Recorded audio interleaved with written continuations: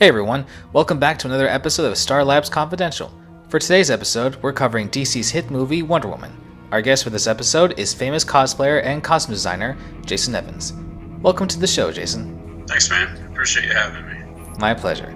And for any of you looking for a Superman or Wonder Woman costume made by Jason, you can click on his website here or on the description box. So Jason, what are your thoughts on the Wonder Woman movie?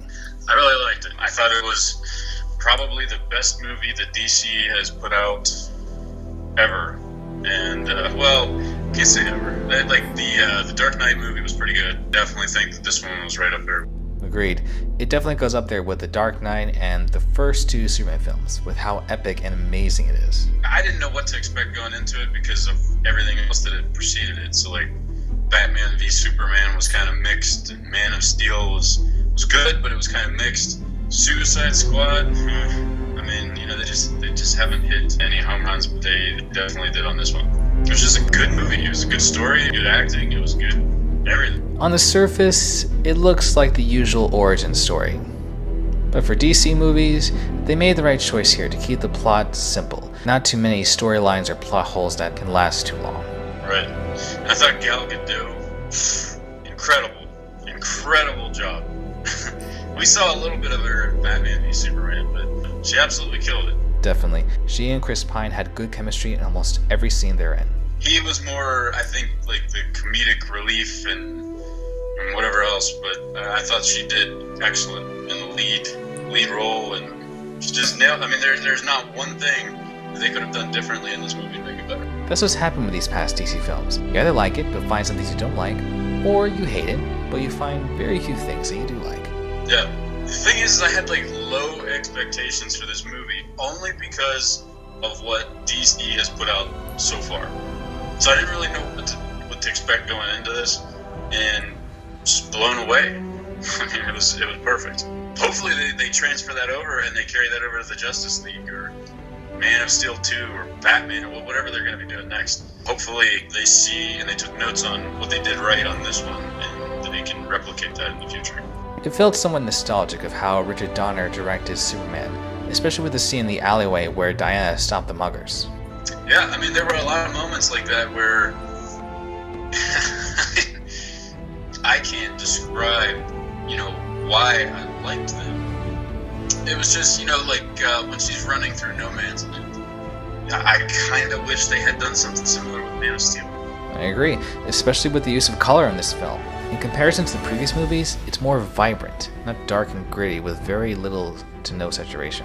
And most of the movie for Wonder Woman was kind of dark during the war scenes and whatnot, so it kind of made her color even stand out a little bit more.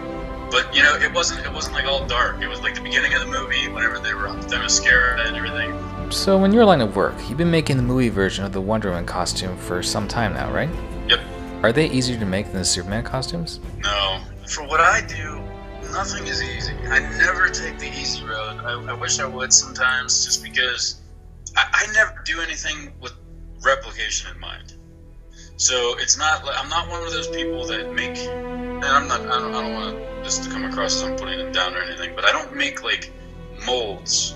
I make molds for the trim details and stuff for other suits and everything. But I don't make a casted mold that I can just easily reproduce, and it's just an assembly line and you just force them out. I get down into the details of this thing, and on every order too. So some people will make a couple of different sizes or whatnot. I get down into the detail of every single measurement that the customer sends me. A lot of people ask me about the paint. They think that there's just this paint out there that exists that turns foam into armor, essentially. It doesn't happen by accident. They're looking at hours of mistakes and lots of trial and error, more error than anything else. And I finally found a way of doing it to make it look realistic without it being heavy and having it look authentic. A lot of the things that they use in the movies are, prop weapons, prop armor. It's not. It looks real, And that's kind of what I'm trying to accomplish, is to get the look of actual armor without adding any of the weight. I wish it was easy. I would just rip these things out, but that's why I put in so many hours, is that it's often layered, very specific cuts that have to line up perfect, and then they have to be sanded, and then they have to, like, it's the whole 9 yards. So that's why mine end up looking the way that they do. Yeah, they look almost identical to the actual costume used in the movie.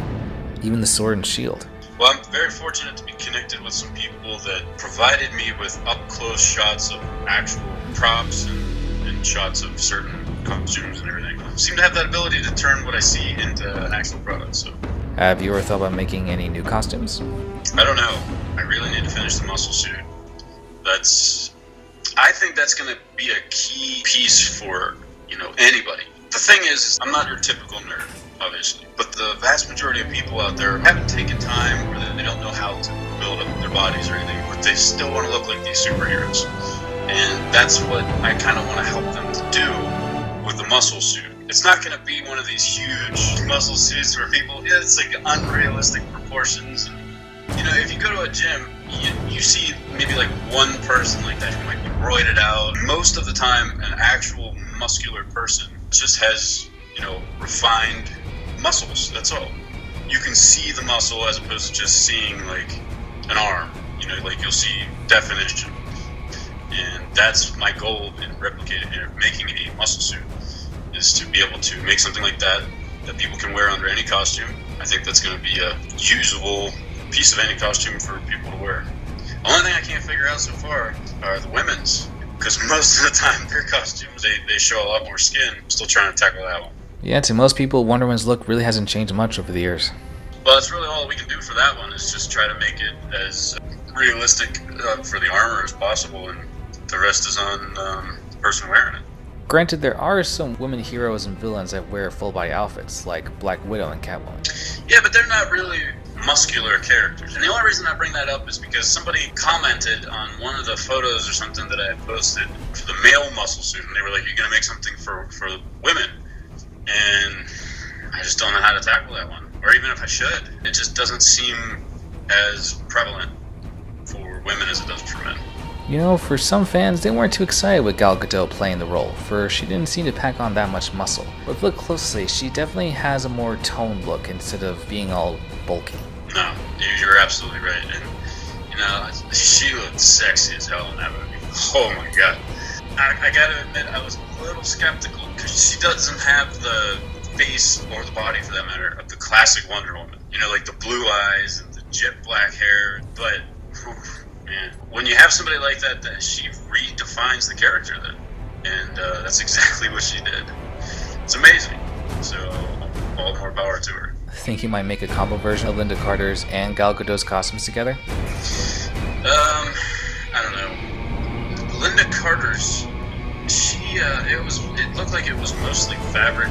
I'm not really as good at working with fabric as I am with other materials, foam and EVA and everything. But anything's possible. I do some combination stuff for some customers. Like one woman wants, like a New 52 style mixed with Dawn of Justice. If somebody asks for something specific, I can do that. But to try to make it and then see the market out there, it doesn't really work as well as if somebody asks for a custom one up front. Like that one's definitely going to be sold. We don't have to deal with that. So that's why I kind of tend to focus on the existing designs. And, if there's small tweaks here and there that people want, like some people don't like all the trim for some of the Superman suits. And that's fine. Everybody wants something different, but most people want the core designed costume that they see. Thank you for the insight. Well, that's all the time we have for now. If you viewers want to meet Jason face to face, then step on over to San Diego Comic-Con on July 20th. Yeah, and I'm looking forward to getting to see everybody over there, because I haven't made it to the West Coast yet to hit any Comic-Con, so first time. Have a great time, man, and catch you folks later on S.T.A.R. Labs Confidential.